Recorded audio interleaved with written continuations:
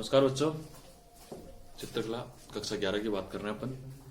तो कक्षा 11 चित्रकला, देखो अपन कल पढ़ रहे थे कला और कला के विभिन्न स्वरूपों के बारे में कुछ पढ़ा था अपन ने थोड़ा बहुत।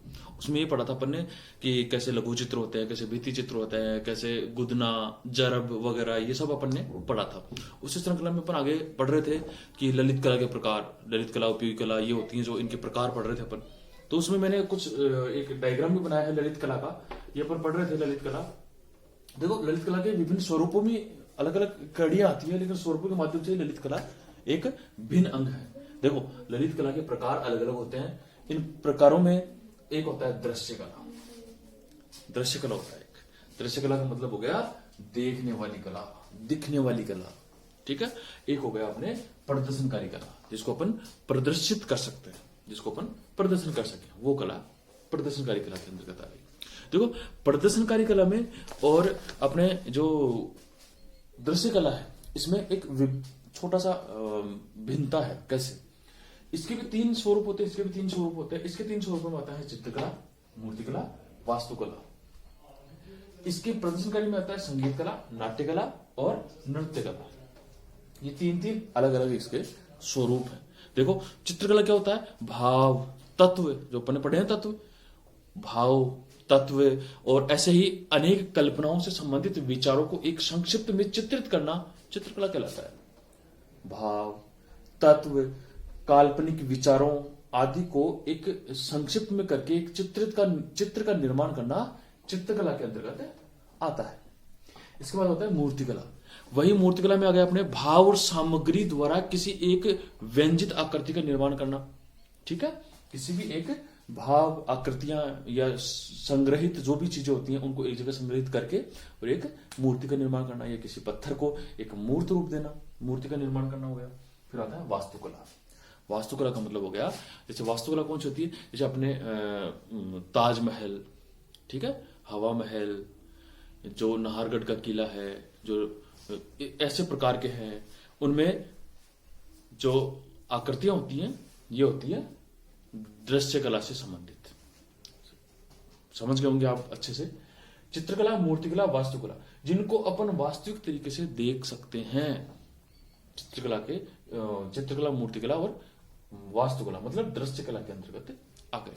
इसके भिन्न में क्या हो गया? प्रदर्शनकारी कला, जिनको अपन ऑन द स्पॉट प्रदर्शन कर सकते हैं। कोई संगीत आपको गा के सुना रहा है, नाट्य कोई नाटक करके दिखा रहा है, कोई आपको नृत्य करके दिखा रहा है, ये सब आपके हो गए कौन सी?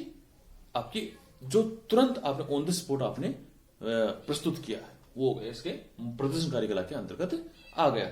इस प्रकार ललित कला के विभिन्न स्वरूप होते हैं और विभिन्न स्वरूपों को पढ़ने के लिए अपने को पूरे ये सारे ही अपने को जो अपने पास प्रकार हैं इनको पढ़ने पड़ते हैं, ठीक है। इन प्रकारों को पढ़ने के लिए अपने को ये थोड़ा सा ये पढ़ना पड़ेगा कि ललित कला के कितने प्रकार, कितने कौन प्रदर्शनकारी कला में कौन सी कला आती है, दृश्य कला में कौन सी कला आती है, ये थोड़ा सा पढ़ना पड़ता है।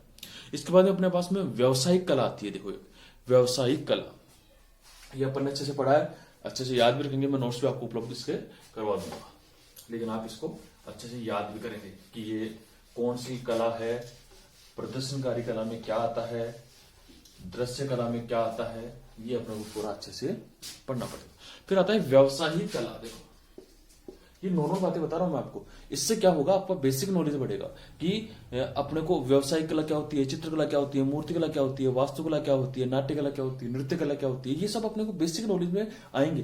दैनिक जीवन में काम आने वाले शब्द हैं, इनको अपने को शब्द को सीखना बहुत जरूरी है कि इसके माध्यम से अपने को क्या सीखने को मिल रहा है, वास्तुकला होती क्या है, नृत्य कला होती क्या है, ये सब अपने को सीखने को मिलता है। देखो इसके बाद मतलब अपने में व्यावसायिक कला, व्यावसायिक कला, व्यावसायिक कला। देखो हाल ही में व्यावसायिक कलाओं का ही अत्यधिक प्रचलन है। जैसे व्यावसायिक कला को काष्ठ शिल्प, धातु शिल्प, मूर्ति शिल्प, फोटोग्राफी, ठीक है, विज्ञापन, ग्राफिक, चलचित्र, छापा चित्रण, वास्तुकरण, ये सब जो कलाएं हैं ये व्यावसायिक कला के अंतर्गत आती है। अब देखो व्यावसायिक कला भी दो प्रकार की होती है, एक हस्तकला और एक होती है यांत्रिक कला। देखो दो प्रकार की हो गई, हस्तकला, यांत्रिक कला। हस्तकला और यांत्रिक कला, ये दो प्रकार की कलाएं हो गई। ठीक है, हस्तकला जो हाथ से निर्मित की जाती है, यांत्रिक कला जो यंत्रों से द्वारा कलाकारी की जाती है।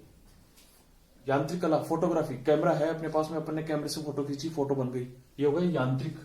हस्तकला, हस्तकला के अंदर क्या होता है, काष्ठ शिल्प, अपन ने एक पत्थर का एक लकड़ी ली और लकड़ी को अपन ने मूर्ति का आकार दे दिया, लकड़ी से मूर्ति बना दी, वो हो गया का हस्तशिल्प। मतलब दोनों भिन्न भिन्न है, ये व्यावसायिक कला के अंतर्गत आती है दोनों। ठीक है, ये अपने को पढ़ने को अच्छे से मिलेगा। इसमें आप अच्छे से रखेंगे कि व्यावसायिक कला कितने प्रकार की होती है और कौन कौन सी होती है। ठीक है, ये भी आप अच्छे से याद रखेंगे। इसके बाद में आती है आधुनिक कला। कौन सी? आधुनिक कला।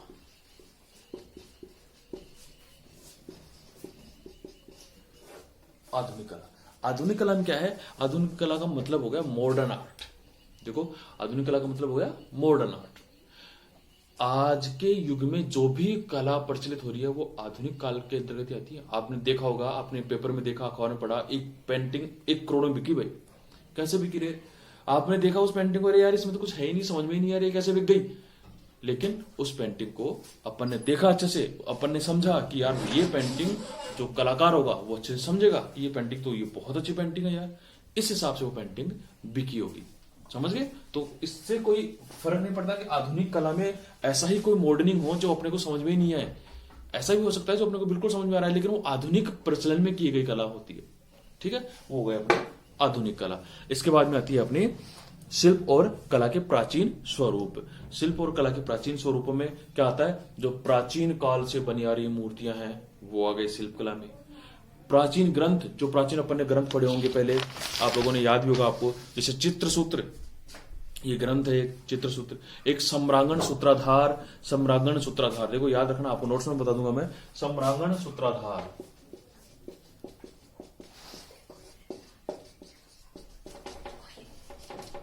सम्रांगण सूत्राधार, इसका निर्माण किया था राजा भोज ने।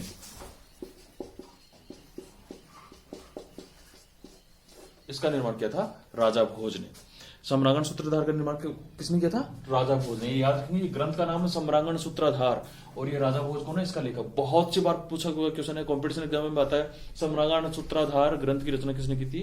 राजा भोज ने। लगभग 1010 ईस्वी में इसका निर्माण हुआ था। ठीक है, इसके बाद में एक ग्रंथ आता है जिसका नाम है मानसोल्लास। मानसोल्लास, मानसोल्लास, मानसोल्लास। इस ग्रंथ की किसने की थी रचना? इसकी की थी सोमेश्वर ने। सोमेश्वर, राजा सोमेश्वर ने मानसोल्लास ग्रंथ की रचना की थी। तो ये अपने को अच्छे से याद रखना है, बाकी आपको नोट्स में उपलब्ध करवा दूंगा। तो ये अपने का बेसिक नॉलेज था, ये कंप्लीट हो गया। अपन अगले जब भी क्लास में पढ़ेंगे अपन, तो वो अपन चैप्टराइजेशन में आएंगे। जैसे अपन कला के तत्व वगैरह पढ़े हैं, उसमें आगे अपन बढ़ेंगे, उसके आगे की बात करेंगे, जल रंग वगैरह से आगे के बाद। ये अपना पूरा है बेसिक नॉलेज, ये आप अच्छे से याद रखेंगे। इसी के साथ अपना फर्स्ट चैप्टर भी लगभग औसतन कंप्लीट होता आया है। और आप सेकंड चैप्टर में अपन ने पढ़ ली थी, सेकंड चैप्टर अपन ने कंप्लीट कर ही लिया था, उसके बाद अपन नेक्स्ट चैप्टर पढ़ेंगे। तो आप इसके नोट्स वगैरह अच्छे से याद रखेंगे, अच्छे से फिर कॉपी में लिखेंगे। ठीक है, धन्यवाद।